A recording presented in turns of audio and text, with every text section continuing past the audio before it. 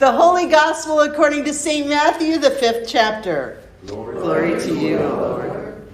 Jesus said to his disciples, "You have heard that it was said to those of ancient times, 'You shall not murder,' and 'Whoever murders shall be liable to judgment.'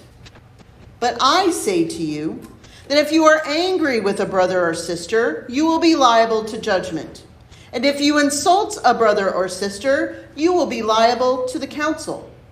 And if you say, 'You fool,' you will be liable to the hell of fire.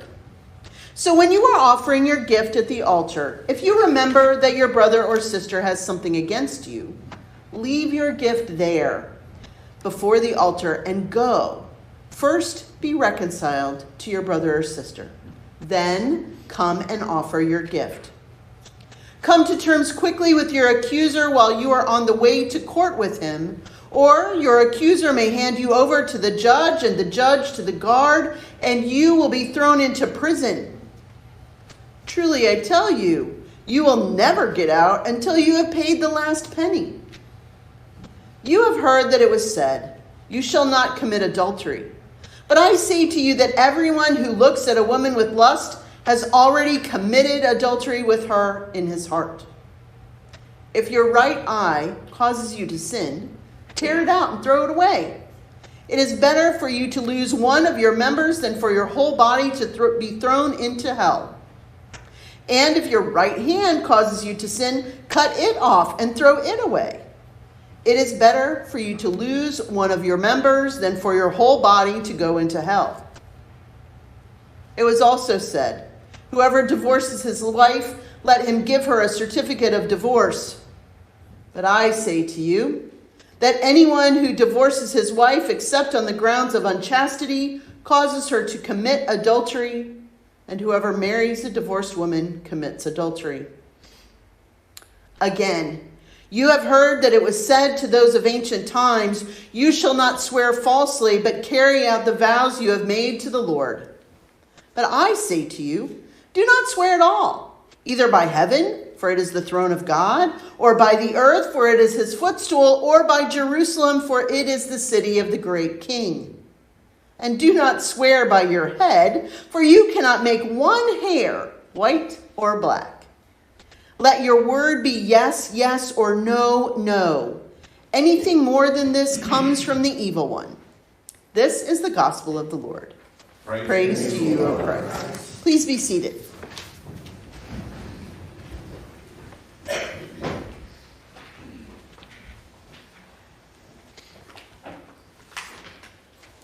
This is our third Sunday hearing from the Sermon on the Mount. Who can remember, where is Jesus? On a mountain somewhere? And who is with him? His disciples, right. And we think only the 4 first disciples. So this is a pretty early teaching. And we've heard now, the first week we heard the Beatitudes, where Jesus was teaching about the kingdom of heaven, where the last are first, the broken are the most important. Last week, we heard Jesus teaching his disciples, "You are the light of the world. Let your good works shine before others so they can glorify God in heaven." And then we get to today. And we might scratch our heads a little bit and wonder, what is Jesus teaching his disciples today?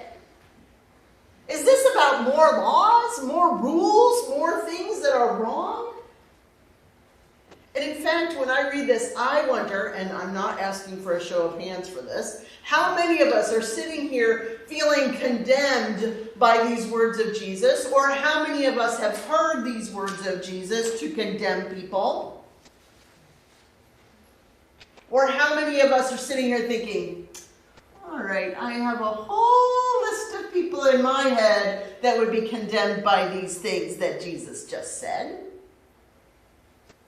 So do you think that Jesus is coming with a bunch of new laws in this teaching to his disciples? No. No, because we are not saved by the law. The law does not save us. No matter how good we think we are, no matter how well we keep score, the law does not save us. Jesus is not about shame. Jesus is about love. So let's think about these words that we just heard and imagine what Jesus might have been trying to teach his disciples at the beginning of their ministry, using these things as examples. He has a series of statements. You have heard it said, but I'm here to tell you. And all of those statements are about things that are law or legal. And Jesus, when he says, but I'm here to tell you, that it's not that simple. That just keeping a scorecard to make sure that we're meeting the minimum requirements is really not what it's about. That it's really about relationship and caring for one another.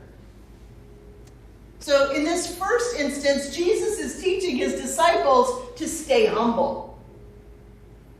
Stay humble. Know that even if you're checking off all the boxes, you still are a sinner. There are still things that you do wrong in your day-to-day relationships that make you need grace and forgiveness.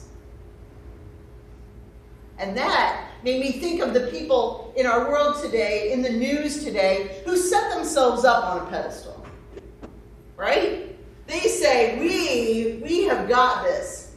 We are so good. We are normal. We are perfect. We are better than everyone else. Can you think of people who you see in the media or in the news who do that? Yes. And why do they do that? To look good. To look good. Yes. So they're making themselves, they think, look good, and then they point at everybody else. It says, all of you, not as good as me. Well, guess what? In Jesus' time, there were those people too. And many of them were actually the leaders of the church. Because they thought, we know the laws, we keep the laws, and so we are so much better than the rest of you. Jesus is teaching his disciples at the beginning of their ministry that that is not how it works. Stay humble. Stay open.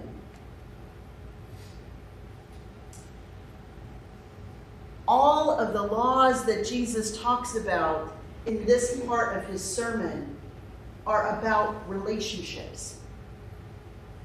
All of these laws are about human relationships and the things that we do to one another that hurt other people. In this, Jesus is teaching his disciples that don't forget, you're not in this alone. You have people around you. You have relationships that will hold you up when you need them, that will encourage you when you feel discouraged. And those are exactly the relationships where you need to invest your time and attention and recognize that sometimes we hurt each other even when we don't intend to. And that's when Jesus says, if you get to the altar and you realize, ooh, I have a problem with someone, or someone has a problem with me, put it all down and go reconcile with that person. Those relationships that are closest to us are precious. And Jesus says, attend to those relationships. It's important. So never forget that you are a sinner and stay humble and look around you at the relationships that you have that bless you and where we can hurt each other. Anybody here ever had a close relationship where either we have hurt the other person or they have hurt us? Anybody not have a close relationship where they got hurt? Yeah, no. It's part of being human. And especially those people who we let the closest to us, they're the ones who can often hurt us the most, right? Yes. Because everybody else we keep out. They can't hurt us. But the ones who are closest to us, they can hurt us. And we have unique access to them that we can hurt them as well. In Jesus' time, just as now, human relationships are so important and fragile. So Jesus says, don't forget about those relationships. They're important. And overall, Jesus is teaching through this part of his Sermon on the Mount that we are all in need of grace. Grace, that beautiful free gift of God that frees us from ourselves and frees us from our world around us, that sets us free. Now, one time I had a parishioner who said, Kim, you use that word grace in your sermons all the time, but you never explain what it is. You just think everybody knows what it means. He says, I want to hear a sermon where you actually explain, what is grace? So I took that to heart. Because we do use that word a lot. And we never really talk about what it means. So this morning, is there anyone here who has a good idea of what grace means that they'd like to share with everyone else? Claudia. God's undeserved love for us. Undeserved love for us. I like that. I like that. Anybody else have a definition of grace they want to share? Yeah, Rita. I think it's when I have a friend named Grace, and I always thought her, she showed grace. So you have a friend named Grace who embodies grace. That in relationship with her, you experience grace, and you see her giving grace to others. That's beautiful. That's great. Yeah. So undeserved love. Forgiveness that we don't earn and can't earn. And I think sometimes that makes grace really hard for us. It's sometimes hard for us to accept grace for ourselves, and sometimes it's even harder to accept that grace is there for others. I was just having this conversation with a friend the other day, and she said to me, Kim, no matter how many times that you say that grace is a free gift intended for everyone, I'm not going to buy it. She said, because there are evil people in the world, and you cannot tell me that they deserve grace. So, whether we buy it or not, grace is a free gift that's intended for us and for others. That it's hard sometimes to accept it for ourselves because we think, well, maybe I need to do something to deserve it. I'm uniquely aware of what I have done, and I'm sure that no one else has done the things I have done, so maybe I don't deserve it. And like I said, it sometimes is very easy to look at others and say, oh, look at all of the things they've done. There is no way that grace applies to them. It goes back to Jesus' teaching in this, that if you think that you have the scorecard that makes you good enough and someone else doesn't, wrong. We're all in need of grace. And the beautiful thing is there is enough grace for all of us. There is enough grace for all of us. So here we have a teaching of Jesus that has been used over time to shame people, to create new laws. And what it's really about is our need for grace and the glorious gift that we receive it.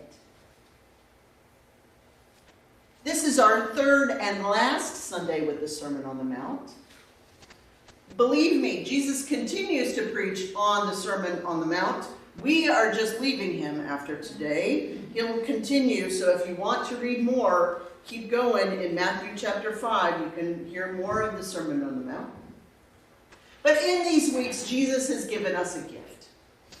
Jesus has reminded us that in the kingdom of heaven, the last are first and the first are last. That those who seem to deserve it the least are the most important.